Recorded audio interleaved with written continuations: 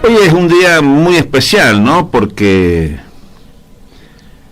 estamos a escasas horas de votar en las primarias, en las PASO, las famosísimas PASO, que ya saben, yo siempre que hablo de ellas me doy el gusto de decir que creo que habría que eliminarlas, porque son a mi humilde punto de vista, son una elección que no tiene sentido, porque no tiene o no logra el objetivo con los que se dice que se las pensó.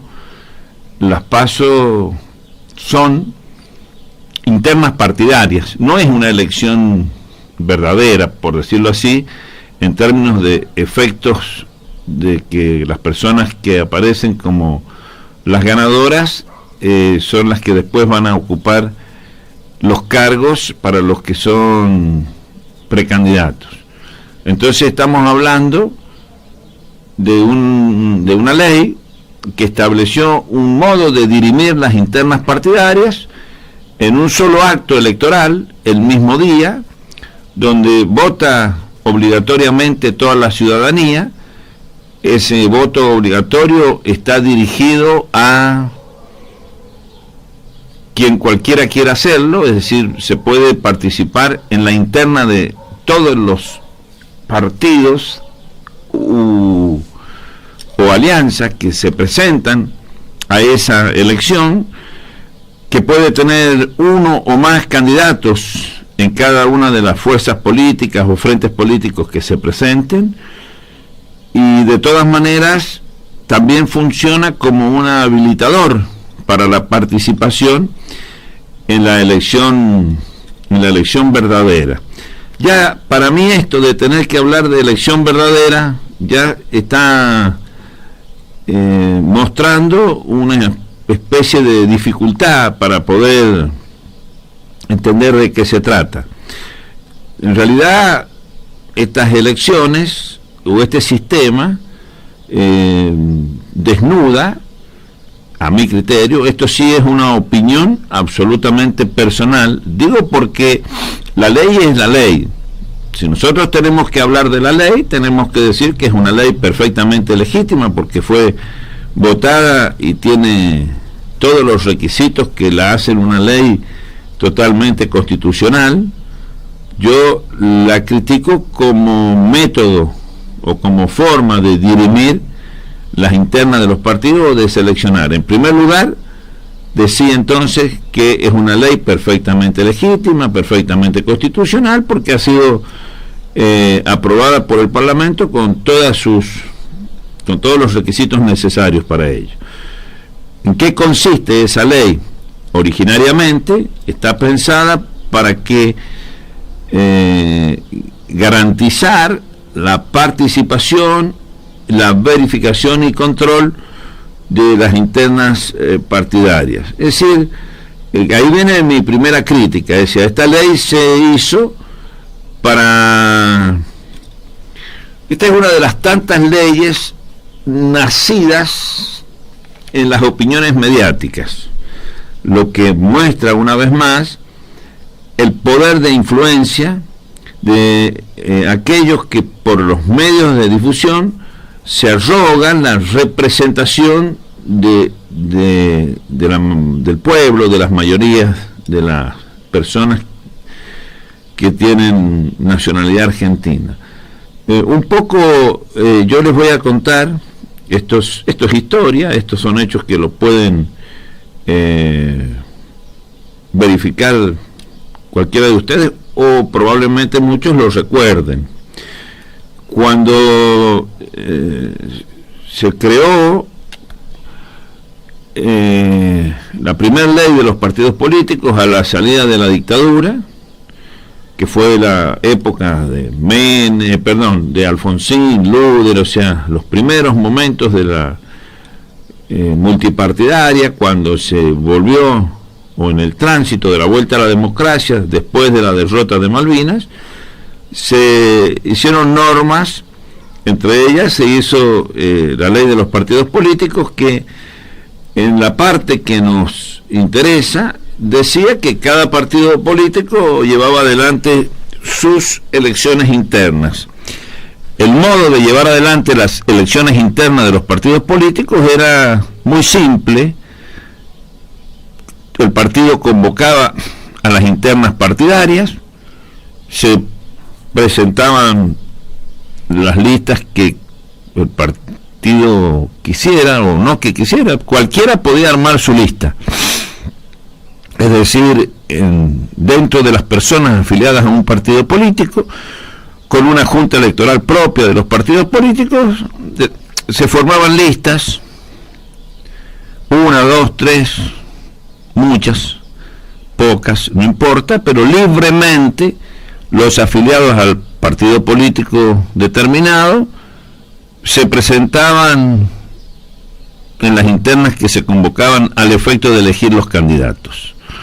En cualquiera de los cargos que se tratara la convocatoria de elecciones siguiente, podía ser de presidente, de diputados nacionales, de gobernadores, de diputados provinciales, intendentes, concejales, en fin, cualquiera que fuere la categoría de los cargos que se iban a votar en las siguientes elecciones, con un tiempo que sí lo establecía la norma, mínimo anterior, se convocaba por cada partido político a las internas.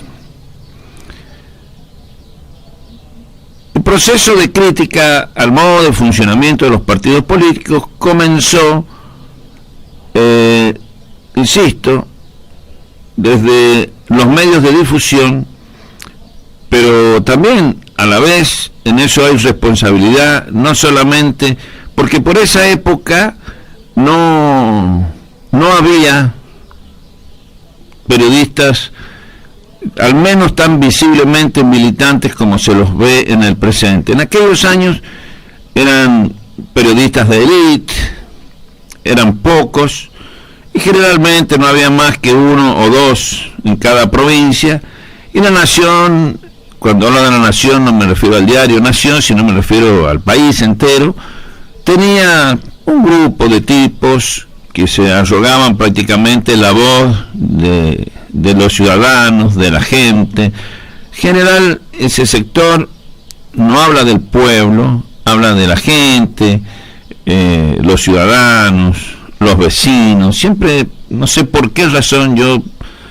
soy de los que piensa que si la Constitución habla de pueblo, y si toda la teoría constitucional habla del pueblo, la nación jurídicamente organizada y todo esto que nosotros tantas veces hemos hablado, que hoy no me quiero extender porque si no me ocupo el tiempo en ir explicando todos los elementos que conforman la idea central de lo que quiero expresar. Entonces digo que la ley de los partidos políticos establecía una forma de elección, lo cual era correcto porque nosotros tenemos un sistema democrático republicano planteado en la Constitución que prevé la existencia, igual que en el resto del mundo, de los partidos políticos, que es el vehículo, el instrumento por el cual las personas, el ciudadano, tiene la posibilidad de presentarse en las elecciones para cumplir con el requisito de la elección, que podríamos llamarle que la elección es el modo en que los ciudadanos seleccionan, eligen a quien va a tener por un periodo de tiempo determinado, establecido también por la Constitución, la responsabilidad de ejercer o cumplir el cargo político establecido en el sistema constitucional. Casos, como decíamos, presidentes, gobernadores, diputados, senadores, concejales, intendentes en general. Entonces, como decía, por aquel entonces se empezó a cuestionar a los punteros políticos. Yo siempre resistí el concepto de punteros políticos porque para mí la palabra punteros políticos, que hoy ya prácticamente no se usan, no existen más, era una especie de manera de descalificar a los dirigentes barriales, los punteros políticos. El puntero político se le empezó a decir aquellas personas que eran dirigentes de barrio y que funcionaban en general como aliados de los dirigentes de mayor envergadura de los partidos políticos. Entonces, el dirigente, no le pongamos nombre, un dirigente determinado, tenía un conjunto de personas que estaban en los barrios o en zonas más chicas y que eran los que tenían el vínculo directo con las personas que votaban y tenían las famosísimas, en el caso del peronismo, por ejemplo, las famosísimas unidades básicas, lo que conformaba la estructura y la organización del partido político, que era, como recién dije, eso era la estructura política de una organización. En general, solamente el peronismo tenía este tipo de organización tan fuerte, tan popular, tan grande, y que se mancomunaba, se producía en paralelo, digamos así, con las organizaciones gremiales, que a su vez tenían lo que se llamaban, siguen existiendo, las 62 organizaciones peronistas. Entonces la estructura del peronismo estaba conformada por un conjunto de dirigentes que actuaban en los barrios, que estaban en las unidades básicas, que a través de las unidades básicas, que es la organización de menor jerarquía de la estructura del Partido Justicialista, de ahí estaban, por ejemplo, en el caso de San Juan, las juntas departamentales. Si uno miraba otras provincias, por ejemplo, una más grande como Buenos Aires, estaban en los que forman los municipios o parroquias, y habían tremendas organizaciones que correspondían a un conjunto de espacios territoriales, y aparecían las unidades básicas, que vean 1, 2, 3, 5, 10, 20. Yo siempre recuerdo, en la época de esplendor de la existencia de las unidades básicas, en el caso de distrito donde yo militaba desde temprana edad, digamos así, 18, 20 años, en el caso de Desamparados, en la época de don José Grosso, el Desamparados llegó a tener 60 unidades básicas. 60 unidades básicas que a su vez cada una tenía 2 delegados que representaban a cada una de ellas. Entonces la reunión de la Junta Departamental se conformaba semanalmente con aproximadamente 120 dirigentes de las unidades básicas, que se juntaban, por ejemplo, todos los miércoles.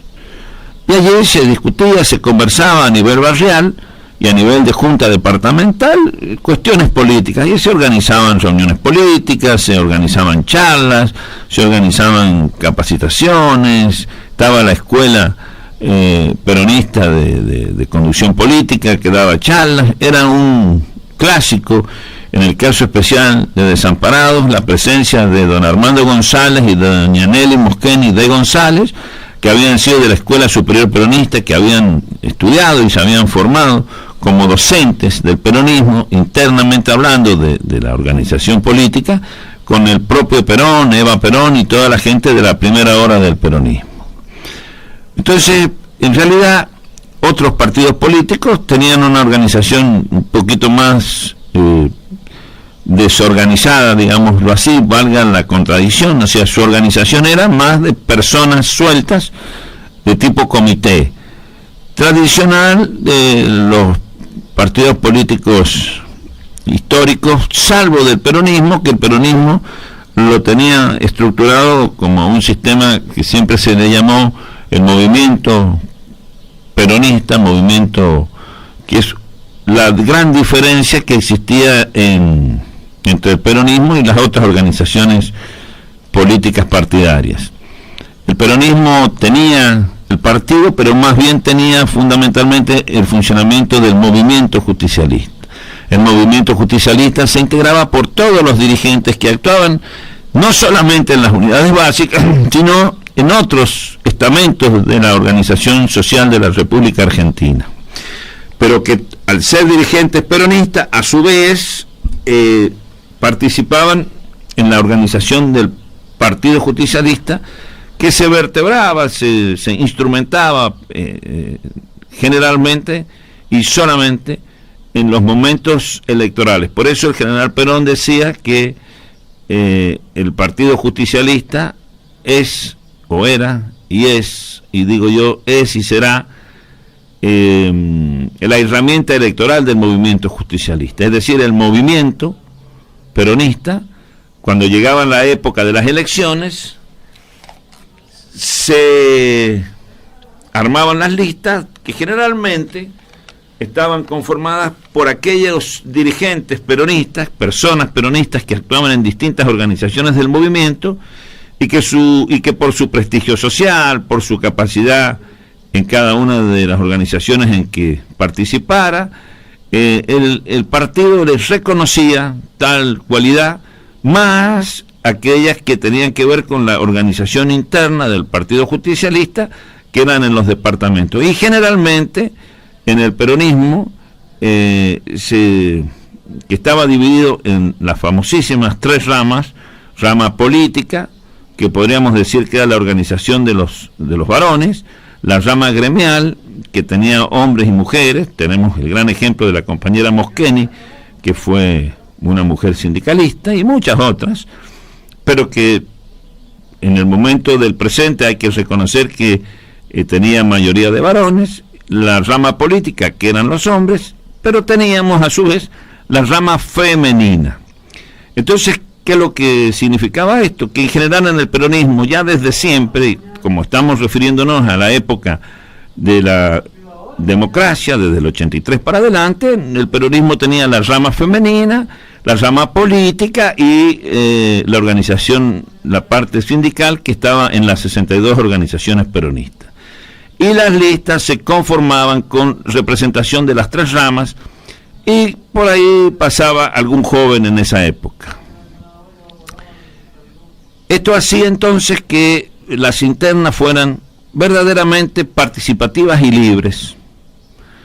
Bueno, con el paso del tiempo apareció esta, voy a hacer hincapié en la diferencia con otros partidos políticos, que no tenían semejante estructura, que simplemente tenían la estructura que era la consecuencia de los partidarios, o sea, de las personas que se identificaban con el partido político. Por ejemplo, el otro partido importante a nivel nacional, que era y sigue siendo, por cierto, el radicalismo, cuyas participantes asistían a los comités y que tenían sus comités departamentales y el comité provincial. Yo no voy a hablar mucho de eso porque no conozco cómo era su organización, pero era similar a la que tienen ahora incluso el peronismo, es decir, dirigentes sueltos que se identificaban con el partido y que tenían participación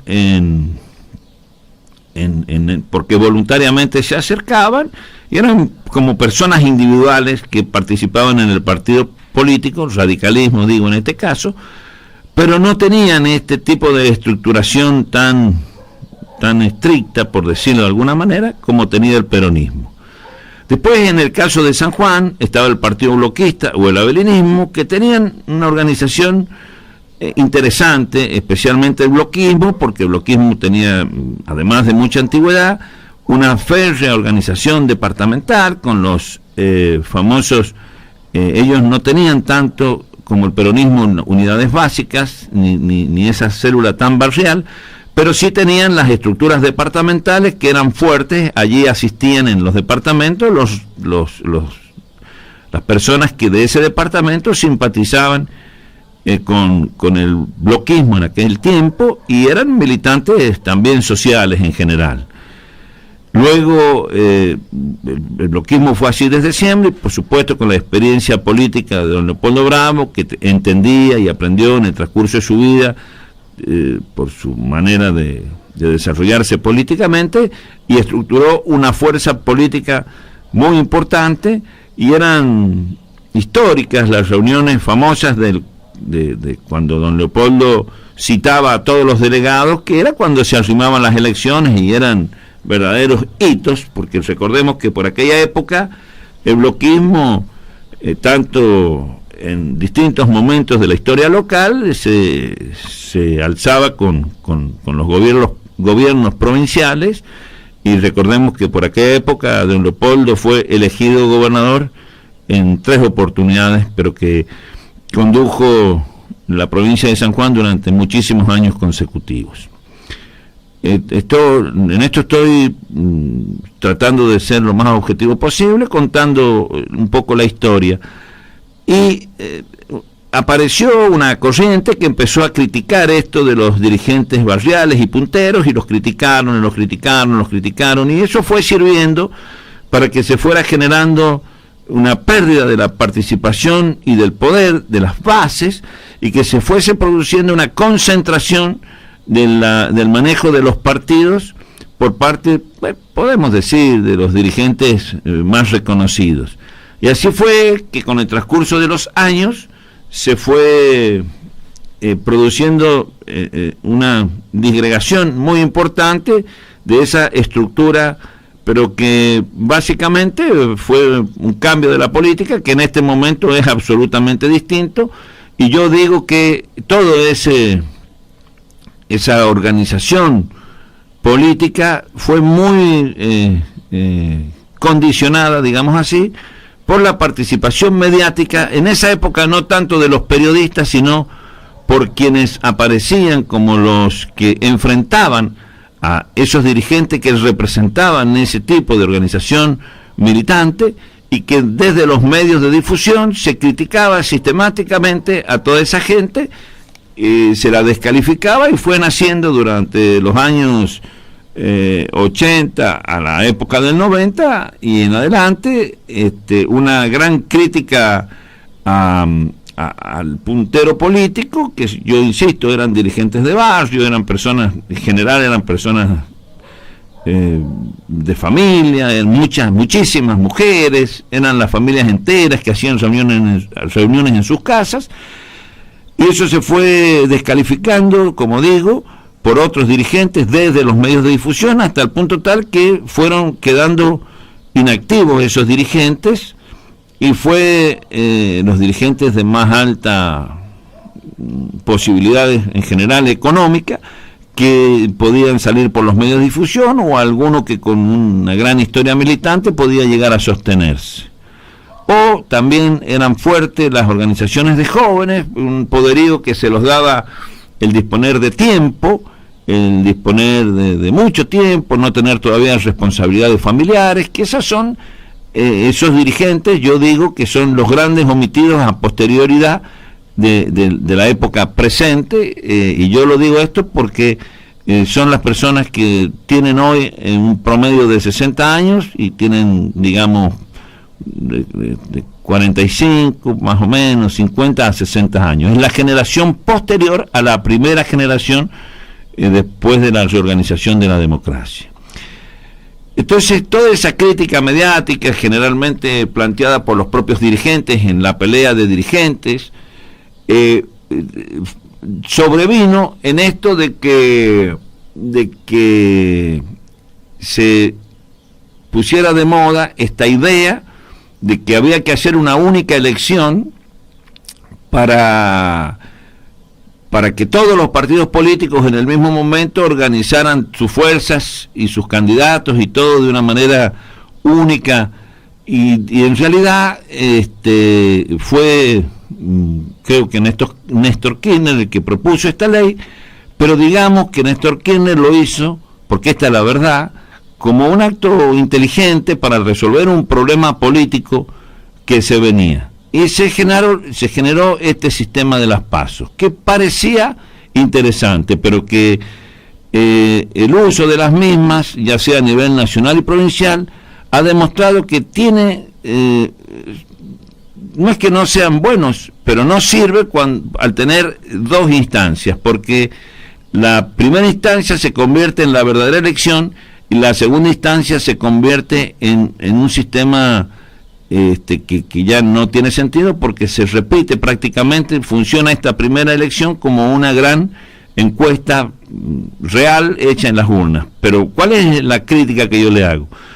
Que al ser tan grande, impide la participación de pequeños grupos políticos en las elecciones internas de los partidos. Y esto es lo que me motiva a mí, este punto es lo que me motiva a mí a decir que es una ley que debería derogarse y debería volverse al sistema de la participación lisa y llana y popular. Miren, cualquier sistema que impida la participación lisa y llana se asemeja, digamos así, a un sistema aristocrático. Cualquier sistema que requiera de muchos del poder o muchos de un determinado grupo social sin caracterizar a ese grupo social, pero digamos que en principio sea entre dirigentes, se convierte en una especie de aristocracia política que se da en el presente en las propias estructuras de los partidos políticos, porque terminan siendo los que participan los que están en la función pública, en la estructura del partido, y que son en general personas que están en los partidos políticos porque están en cargos políticos. Y esto no pasa solamente en la Argentina, esto pasa en las estructuras de los estados comunistas, pasa en las estructuras, miren, incluso en Francia. En Francia, para ser candidato a presidente necesitas el voto o la adhesión de 500 intendentes. Cuando vos hablas de que 500 personas que están en el sistema político y son funcionarios, nada más ni nada menos que intendentes de distritos, y que esos tienen que avalarte para ser candidato, si bien hay muchos, porque hay como más de 12.000 creo que son, juntar 500 es posible, pero es difícil. Ahora bien, rompe el sistema partidario, también es un sistema elitista, porque estoy hablando de Francia, son estos los intendentes los que te avalan para que vos puedas ser candidato a presidente. Entonces son sistemas que excluyen. El único que tiene un sistema diferente, que yo diría que en todo caso es interesante, pero el problema es que si bien es bastante democrático, es de un altísimo costo que solo permite a los grandes multimillonarios o grandes estructuras políticas multimillonarias, que es el sistema de los Estados Unidos. Y el otro sistema es similar, porque si ustedes me dicen que hay diferencia entre el sistema, acá me voy a meter en una discusión que la voy a dejar dicha aquí porque estoy hablando solo, pero quisiera que me la venga a discutir alguno de los especialistas para ver si estoy equivocado o no.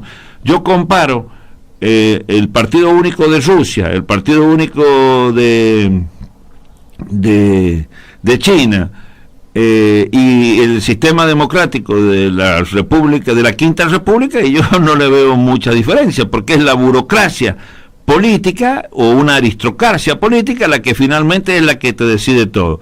Y en Estados Unidos pasa lo mismo. Ustedes fíjense que si ustedes miran quién es el poder en Estados Unidos hoy, vamos a ver que detrás de todo está la estructura que perteneció al grupo fuerte del Partido Demócrata, que son la familia Kennedy, y el hombre fuerte de esa estructura, digamos, son dos hombres los hombres fuertes de la estructura de lo que es el sector que representan el Partido Demócrata a Kennedy, a los Kennedy, a la familia Kennedy, que son Obama y que son los Clinton, especialmente Bill Clinton.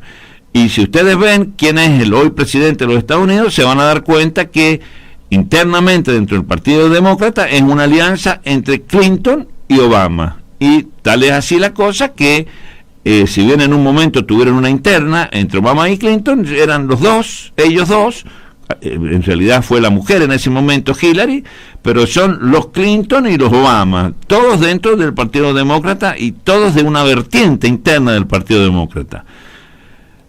Y son los que tienen el poder desde los años 60 dentro del Partido Demócrata en Estados Unidos, y han estado hasta el presente, y quien hoy es vicepresidente y quien hoy es presidente.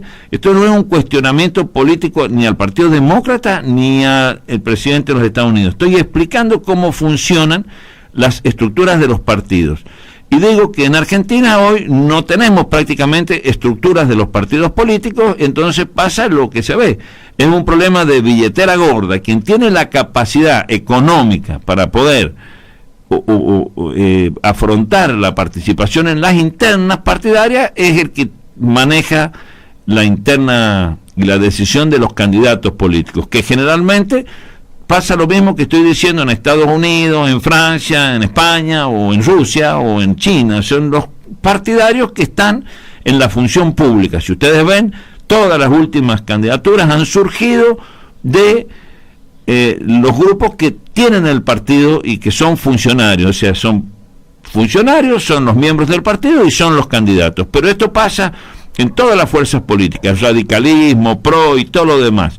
Si ustedes miran, se festejaba el otro día lo que pasaba en la provincia de Corrientes, donde nada más que ha ocurrido que el poder lo tenían los Colombi, que antes lo había tenido no me acuerdo quién, los Romero. Los Colombi sacaron a los Romero y ahora están este hombre que está y gana por el 70%. Pasaba eso en San Juan con el bloquismo, pasó eso en Mendoza durante muchos años y siguen estando los radicales en el poder en Mendoza. Pasaba en Córdoba cuando estaba Angeló, hasta que por cuestiones internas bastante complejas y feas, lo que pasa es que la sociedad evoluciona, las personas nos envejecemos, aparecen personas nuevas y como que van quedando las cuestiones en la historia, pero pasaba lo mismo en Córdoba con Angeló. Después vino la dupla de la Sota Schiaretti, y a la dupla de la Sota Schiaretti no se le ha podido ganar por nadie, ni siquiera en la interna ni en la externa, porque el que tiene el Estado, y esto es lo fundamental, el que tiene el Estado es el que gana las elecciones, y es lo que ha pasado, y el que tiene el Estado es el que maneja los medios de difusión, y esto no ha tenido modificación en ningún momento, porque finalmente los medios de difusión y la militancia diaria, constante, permanente, que producen los intereses de los grupos mediáticos, superan la capacidad de manifestación, y esto no es una crítica a los medios de difusión, esto es el reconocimiento de una realidad. Por eso está en las constituciones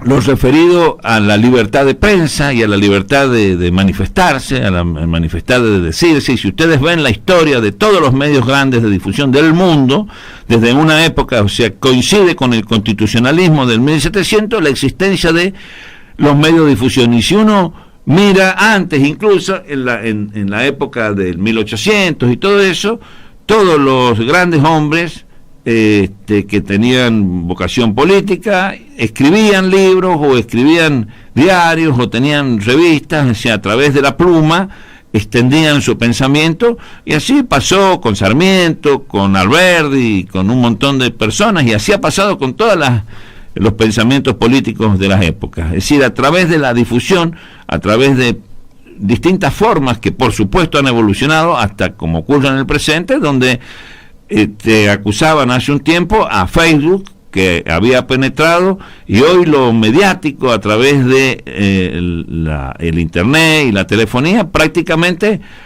supera a los medios tradicionales de comunicación, cosa que en realidad no ocurre, porque hay una coincidencia entre el poder mediático y el poder de los medios de difusión. Es decir, las empresas de noticias son subsidiarias en general de las empresas de telefónica y todo eso, al punto tal que TIT, por decir históricamente, la Bell es la dueña de las vías de comunicación, del canal troncal de comunicación del mundo, que se ha ido estructurando a través del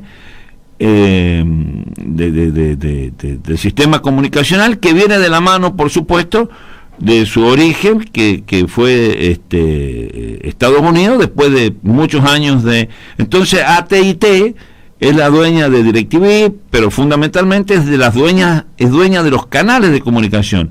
Y cuando ustedes ven el poder, por ejemplo, que se le asigna a estructuras como por ejemplo Clarín, tiene que ver con la asignación del poder de la estructura comunicacional de la República Argentina, que el expresidente Kirchner le dio a Clarín por 30 años. Entonces todo tiene una explicación, y no es una discusión de tipo ideológica, sino una forma de entender por qué se dan, y si no, miren ustedes los diarios La Voz, por ejemplo, o Diario Clarín, o el Diario de Cuyo en San Juan, y así los tradicionales, hasta que puede aparecer alguien que les compite y que se pone o impone. Bueno, hoy no es tanto ser el dueño de los medios, sino poder poner dinero para el sostenimiento de los medios, que está directamente de la mano del Estado o de la billetera gorda que puede tener. Ustedes han visto que ahora Macri ha comprado, por ejemplo, La Nación Más, y en un ratito lo convierte en un medio importante que a lo mejor no tiene la popularidad que uno, pero sí tienen la capacidad de formar lo que hoy le llaman la agenda.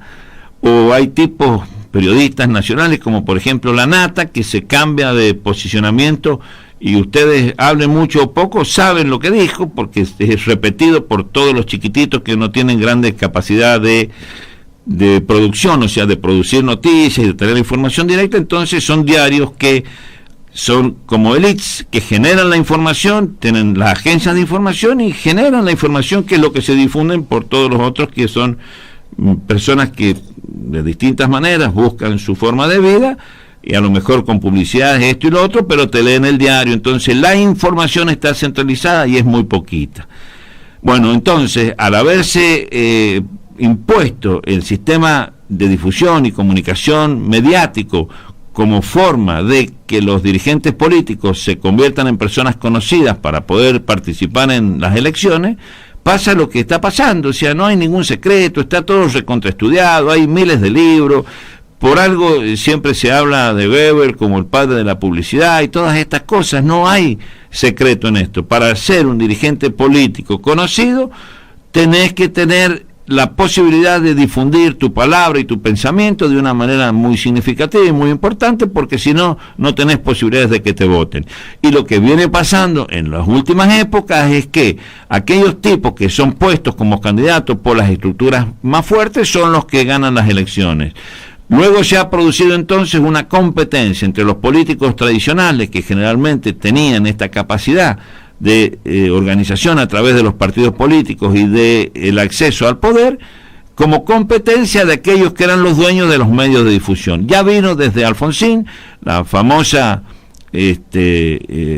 aparición de tipos como Orly Terranova y como los dueños de la publicidad de Buenos Aires, Sarmiento Publicidad y todas esas empresas que fueron apropiándose en forma exclusiva. Luego aparecieron la telefonía celular y toda esta cuestión de internet y todo lo demás, que lo tienen apropiado 2 o 3 grupos. Después apareció Facebook y todo esto. Entonces van apareciendo otras herramientas comunicacionales, pero siempre van de la mano de mucho costo económico que hace imposible las leyes que se han hecho. Luego, a la par de eso, porque las generaciones van cambiando, y vuelvo a insistir, acá no estoy hablando de crítica, acá estoy explicando de cómo se ha llegado a esta ley, que yo la critico y yo la volvería para atrás. La volvería para atrás, la haría simple, sencilla y básica, para que grupos de personas en la sociedad pudieran organizarse de manera fácil y sencilla y participar en forma accesible, económicamente accesible, a las internas políticas de los partidos. Entonces, si yo tengo la voluntad de ser candidato, por ejemplo, a diputado nacional, y tengo una capacidad sencilla de tener un par de autos, 10 amigos, y visitamos y recorremos San Juan, son 20 departamentos o 22 departamentos, en realidad 19, pero por los distritos que están divididos, pero digamos con 50, con 80 personas que tengan ganas y que conversen con algunos más, uno puede armar una lista y participar en un sistema decoroso, en una elección decorosa. Eso siempre y cuando no pase lo que realmente pasa, que la ley limita esa posibilidad, te junta a todos en una sola lista, te obliga a tener una superestructura que cuesta 10, 20 o 30 millones de pesos, y solamente lo pueden hacer o los que son los dueños de los medios de difusión o los que tienen el Estado, que pueden bancar la participación en los medios de difusión. Por eso se ha convertido la discusión política en una cuestión entre quienes gobiernan, el oficialismo de turno, y los medios de difusión, porque son los que tienen acceso a la mayoría de la ciudadanía para comunicar, para difundir, para hacer conocer el pensamiento. Pero, como decía el genial Lucho Román, lo importante no es lo que se dice en el micrófono, sino lo que se silencia con el micrófono. Y ahí está el gran problema, es que solamente puede aparecer el que paga, pero aún si el empresario periodístico no quiere dejarte difundir, no te cobra, pero tampoco te pone el micrófono. Y sí pueden popularizar a una persona que a ellos les interese cuando se les pone el micrófono en la mano y se les da voz a través del micrófono. Por eso nosotros en esta radio insistimos tanto en la maravilloso que es este medio de difusión y esta radio, presidente Arturo Illia, del gremio municipal, porque todos tenemos voz y todos podemos hablar libremente y a nadie se le niega la posibilidad de estar aquí.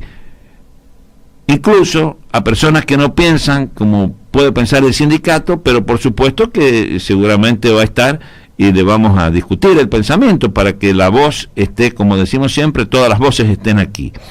Pero este es un pequeño comentario que es disruptivo, pero que trata de que usted comprenda de lo que estoy hablando. Yo no estoy haciendo crítica a nada, estoy explicando simplemente que si uno no es una persona conocida, porque la política antaño estaba más directamente vinculada a pueblos chicos donde las personas eran conocidas porque eran conocidas, era el médico. Fíjense que todavía los médicos en los departamentos son personas que suelen ser elegidas intendentes o diputados, son conocidas, sin ir más lejos. En el departamento de Pocito, donde es oriundo el gobernador, había una dupla que era el doctor Blas, a ver, Daniela, ayúdeme, ¿cómo era el diputado de Pocito que hacía equipo con el papá del gobernador, el intendente Joaquín Uñac? Blas Ochoa. El diputado Blas Ochoa era un médico del departamento Pocito que se había hecho conocido, y hay actualmente, por ejemplo, el intendente Quiroga Moyano, Juan Carlos Quiroga Moyano, que ha sido intendente, diputado de 25 de mayo, es el médico del departamento. Todavía he visto que está vigente el ex intendente de Sarmiento, Sendón, que fue médico y a través de su profesión se hizo una persona conocida. Fíjense cómo en los pueblos chicos, o sin ir más lejos, el intendente, o ahora ex intendente, diputado en este momento, pero un dirigente importante del peronismo en San Juan, y su esposa, la actual senadora, el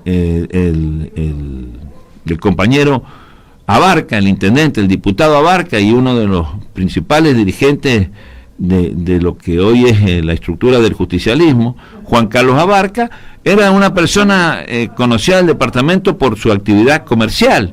Y bueno, y así existen en muchos departamentos personas que son conocidas por su profesión o por su actividad económica, y se difunden. No pasa tanto eso a nivel provincial, donde ya es más difícil, pero fíjense cómo la historia inmediata anterior muestra cómo los históricos dirigentes del peronismo fueron llegando y abrieron camino y sucedieron a don Leopoldo Bravo, al punto tal que en una alianza política del peronismo con el bloquismo quedó prácticamente este frente que gobierna San Juan hace un tiempo importante y que tiene como líder en este minuto al actual gobernador Sergio Uñac, que es un hombre que viene desde abajo en esta estructura política.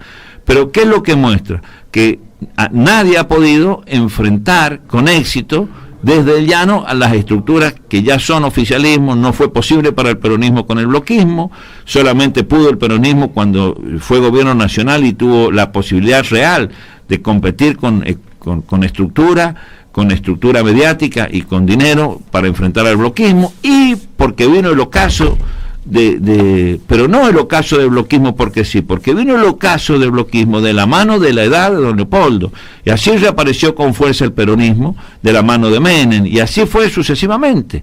Y bueno, por supuesto, si los gobiernos son pésimos, ahí sí se suicidan, como ha pasado con el gobierno de Macri, pero cuando los gobiernos son medianamente ordenados, medianamente prolijos, las personas son buenas personas, como pasa en el caso, por ejemplo, con el gobernador Uñac, que lleva su segundo mandato perfectamente tranquilo, y aún con la pandemia y con todo ese problema, tiene una estabilidad que hace prácticamente imposible que algún grupo pueda constituirse para hacerle frente, porque no hay posibilidades, no hay medios económicos, no te abren las puertas las radios, en fin, no es posible.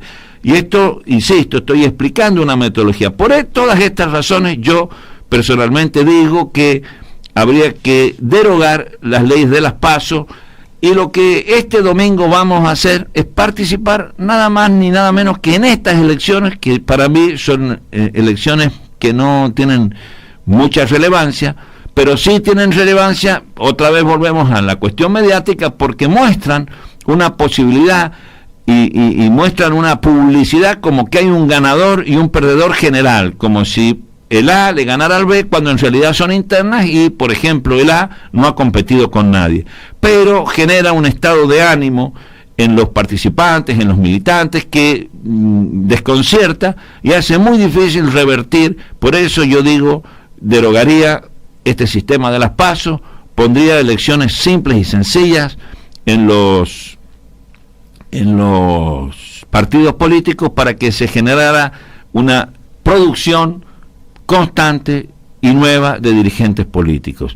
¿Y qué tiene que ver esto con la Constitución? Usted me va a decir, pero doctor o amigo Guillermo, ¿está hablando de política? Por supuesto, hablo de política primero porque la Constitución es precisamente el instrumento jurídico que organiza, que es la organización política de los estados, y es la Constitución la que establece el sistema democrático y republicano, y la que hace que existan gobernadores, diputados y senadores, que es lo que vamos a elegir este fin de semana en estas internas, PASO, y es la Constitución la que establece que hay leyes inferiores a la Constitución, que son las que organizan, o sea, como decimos siempre, las leyes que en su consecuencia se dicten, y son entonces estas leyes las que tienen que estar y que tienen que ir mutando. También la Constitución debe tener un dinamismo suficiente para poder adecuarse. Contaba el otro día, y si no lo cuento ahora, que ya está pensando Francia en modificar la Quinta República. Eso significa modificar la Constitución para dinamizar nuevamente su sistema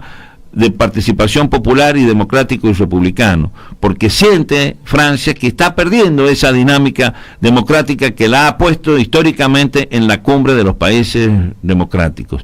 Entonces, bueno, hoy, dicho todo esto, espero haber sido más o menos claro en tan breves minutos para explicar un tema tan grande y tan importante.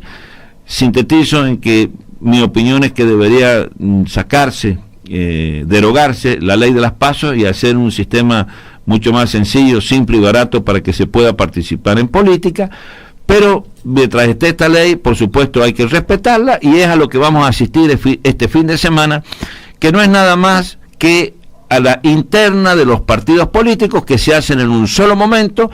Hay, por ejemplo, en el caso concreto de San Juan, no hay interna, no hay ninguna interna, hay candidatos de distintas fuerzas que van simplemente por sacar el mínimo para participar en la siguiente elección, que no sé, doctor Gabriel, si usted se acuerda, creo que es el 4%, el 3 y pico por ciento, no lo recuerdo ahora, pero tener la lista de Juntos, o Juntos por el Cambio, o Juntos para lo que sea, que lo lleva de candidato a la niña Laciar, que no es otra cosa que el basualdismo, que es un pedazo escindido hace unos años del peronismo, pero se puede llamar el basualdismo, se llamó Juntos, todos estamos juntos, nos conviene no estar con ustedes, no sé cómo se fue llamando, pero no es nada más ni otra cosa que un desprendimiento del peronismo, cuando Basualdo y Gioja dejaron de ser amigos y cada uno se fue por su lado.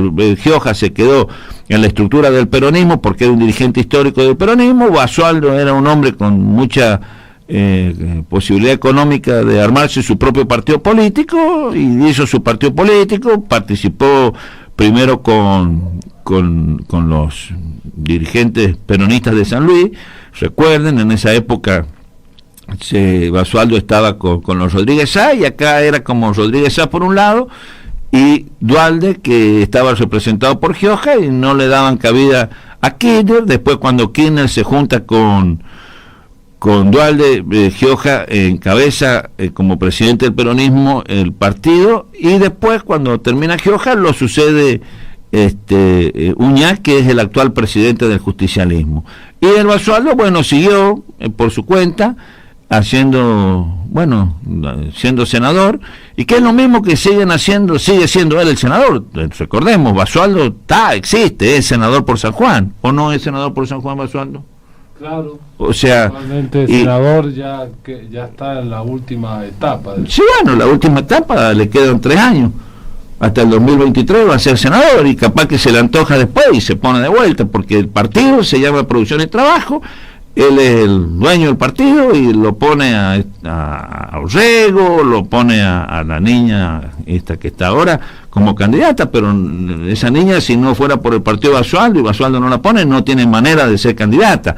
Es decir, el peronismo es un poquito más complejo el asunto, porque hay más gente, están los sindicatos, hay que ordenar esa estructura que por supuesto es más compleja, pero gobierna consecutivamente hace un montón de años, y por lo tanto el líder actual y presidente del partido a través de interna es el doctor Uñac, es el gobernador de San Juan, y bueno, por supuesto que el peronismo va a participar. Además está aliado con la otra gran fuerza política de San Juan, que es el bloquismo, y además con un sinnúmero de fuerzas políticas que suman, pequeñas, que suman como 70, que forman, hay 60 y pico, 70 organizaciones políticas, todas juntas, que forman el frente del gobierno de San Juan, que está que tiene su columna vertebral con el peronismo y que participa en las elecciones. Entonces, son 3 candidatos, 3 listas con sus candidatos, la niña Laciar, que va por Juntos, que es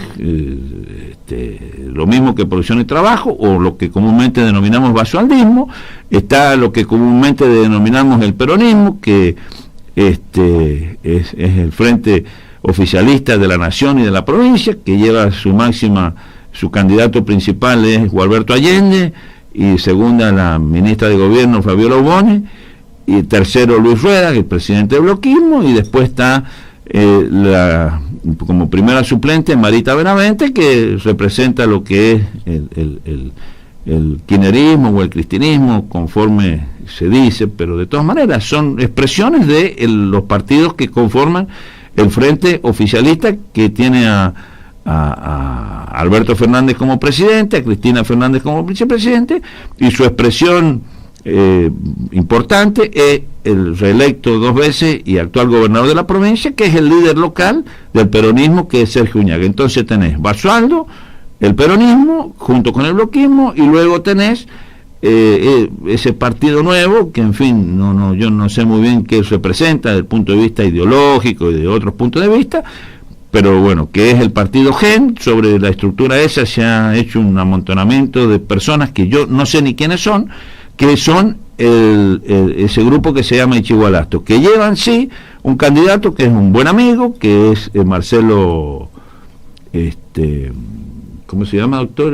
Marcelo, el candidato de Consenso Ichigualasto, Marcelo Arancibia, que es un gran tipo, que fue radical, después fue de la Carrió, y ahora creo que últimamente estaba con la Margarita Stolbizer, que ha sido presidente del foro, y bueno, ha sido concejal de la capital, no sé si ha tenido otro cargo, y está ahí como candidato de unión, de no sé quiénes. No sé si ahí también está el abelinismo, pero no hace mucho ruido. Si es que están, no se dice mucho, pues se habla de Consenso y Ichigualasto, pero es la estructura, por lo que yo he visto, es la estructura del partido GEN, que antes pertenecían al basualdismo. Digamos que es una escisión del basualdismo. Vos puede ser que tengas más conocimiento, vos has tenido más contacto. Viene del radicalismo. Arancibia viene del radicalismo, pero Consenso y Ichigualasto es un desprendimiento, por ejemplo, lo que es el macrismo. Sí, pero el radicalismo, la cúpula y todo, la gran parte del radicalismo está con... No, eso ya lo sé, el radicalismo... Pero sí del GEN, que estaba con Margarita Stolbizer... No, perdón, ADN, me he equivocado, es parecido, GEN y ADN, uno viene... Pasa que también estaba... Por los genes se transmite el ADN. Claro, lo que pasa es que también estuvo con Margarita Stolbizer. Claro, sí, yo era radical, después se abrió con la Carrió, después estuvo con Margarita Stolbizer, pero en este momento esa estructura se ha armado sobre el partido ADN, que es el de, ¿cómo se llama? El presidente Tucumán, ADN de Tucumán, Martín que es un desprendimiento del basualismo. Entonces tenés, ¿cuáles son las tres listas que hay? Que son, primero que ninguna, lo que estoy diciendo es que no hay interna de nadie, porque hay tres listas, una es el gobierno o peronismo, la otra y su frente con el bloquismo, la otra es el basualdismo, que se llama Juntos, y la otra es Tucumán, que se llama ADN, que lo lleva a Marcelo Arancibia, pero ninguno va en interna, es decir, van por el mínimo para poder participar. Por eso el tema de las PASO no tiene... Es que justamente estoy sentido. explicando qué son Claro. las PASO y por qué digo yo que habría que derogarlas. Así que los invito a que concurran, a que voten mucha gente para mostrar que en San Juan todavía somos muy republicanos y democráticos, para que todos estén legitimados seguramente, las tres listas, para participar en las verdaderas elecciones que van a ser el 14 de noviembre. Y bueno, ahora era lo que quería explicar, quería vincularlo con la Constitución y la ley, y bueno, yo le diría a Daniela que ponga un poquito de música y después cerramos aquí en un round entre un radical y un peronista. No, yo ya me tengo que también ir. Ah, no me vas a querer dar el round entre radical y peronista. Yo no. Entonces vamos cerrando el programa, Sí. porque ya es la hora en realidad. Yo me tengo que ir. Qué gracioso. Yo vengo de la... Es como hemos hablado ya en varias oportunidades con vos. El peronismo de la vieja escuela y el radicalismo de la vieja escuela son como hermanos. Más allá que ahora estén como enfrentados, pero las bases del verdadero peronismo y la base del verdadero radicalismo son parecidas. Digamos, yo digo, Las bases, no lo que ahora estamos viviendo. yo digo las bases. entre un discurso de Leandro Alem y un discurso de Perón o de Levita, o un discurso de Perón, Levita, Leandro Alem, Irigoyen, el pensamiento de la creación de YPF y todo ese tipo de ejemplos, Sí. no hay diferencia. No, ¿vos qué opinás? Yo creo lo mismo. No. Sí, yo cuando No hay mucha diferencia. profundicé toda esa parte de la historia, por eso en los propios actos peronistas hay canciones que dice Irigoyen y Perón, Rosas, Irigoyen y Perón, y tan es Rosas, Irigoyen y Perón que Alem venía del rosismo, era un hombre del rosismo de una u otra manera. No vamos a analizar ahora el cómo y el qué. Bueno, ahora en forma contemporánea lo vivimos algo parecido, algún destello queda de eso que estamos hablando. Moró es una muestra de eso. Por ejemplo, él es radical, pero él está en varias cuestiones consustanciado con la política del yo lo que pasa es que creo actual. que, por supuesto, dentro de todo lo que es el peronismo hay un montón de dirigentes, pero un montón de dirigentes, así como vos decís Moró, o yo te agrego otro que es más joven y a mí me encanta, que es este chico que va como candidato a Buenos Aires, sí, ya sé. Santoro. Sí. Pero hay un montón de tipos así en el peronismo, como es el mismo Kicillof, como es Sergio en San Juan, como era Gioja, como es el mismo presidente, por supuesto, la Cristina, pero así un montón. Y luego hay toda una pelea que está vinculada, yo no diría tanto al liberalismo, sino a una discusión más bien de intereses de poder e intereses económicos. Yo creo que acá se confunde la política con discusión de poder y discusión de dinero.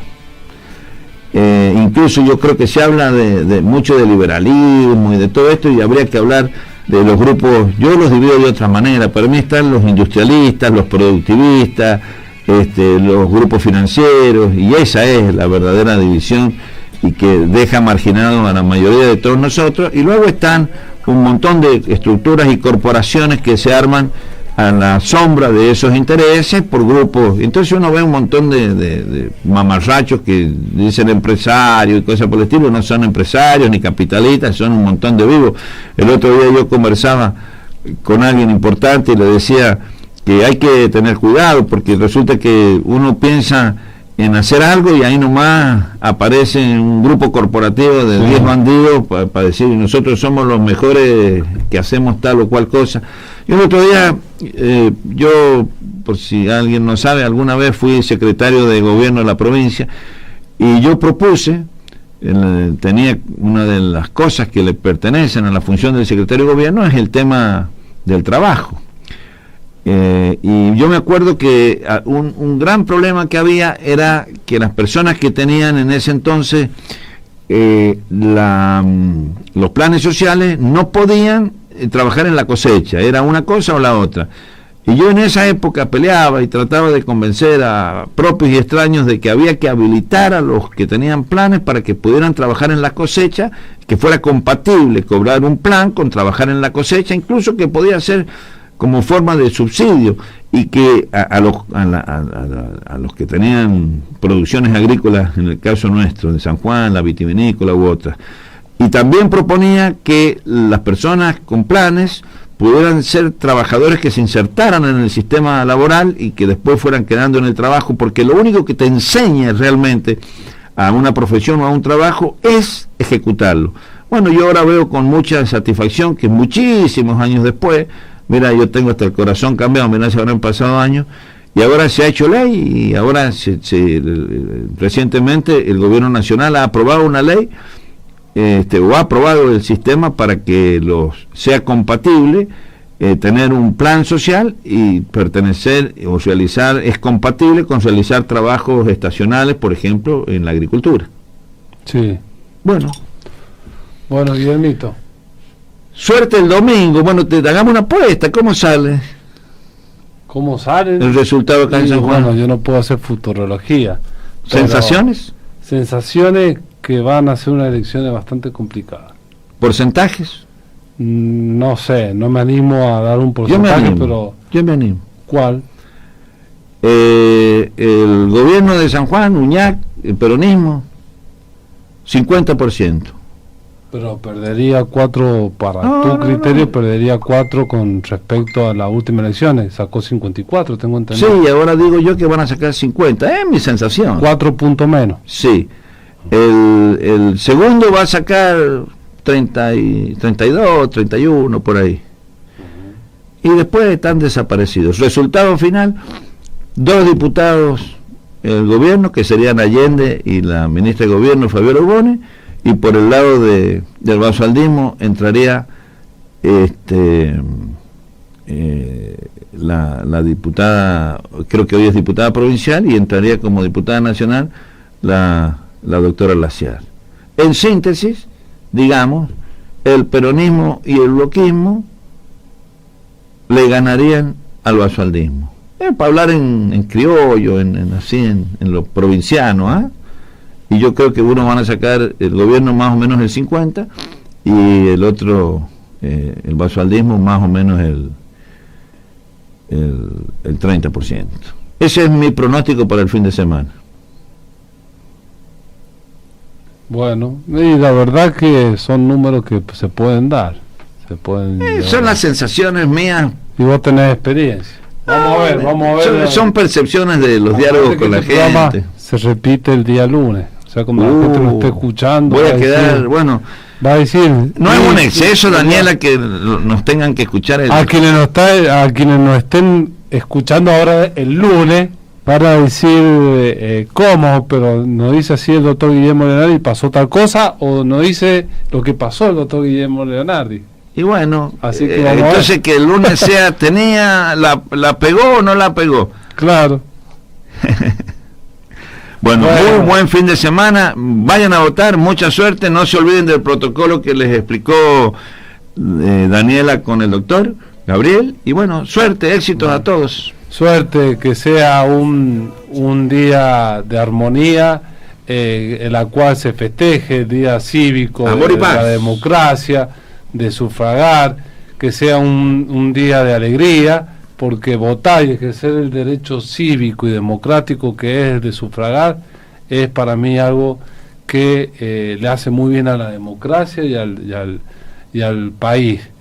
y al sistema republicano, representativo y a la Constitución también. Así que bueno, saludamos también a todos, que sea una jornada llena de paz, como dice Guillermo Leonardi, en la cual se respeten los protocolos, la gente tome conciencia, no haya un relajamiento, y que eso no genere consecuencias después sanitarias o epidemiológicas negativas, digamos. Así que también invitamos que se respeten todo el protocolo. Sí. Un abrazo para todos. Mucho cuidado y abrazo grande. Próxima. Hasta el jueves. Semana.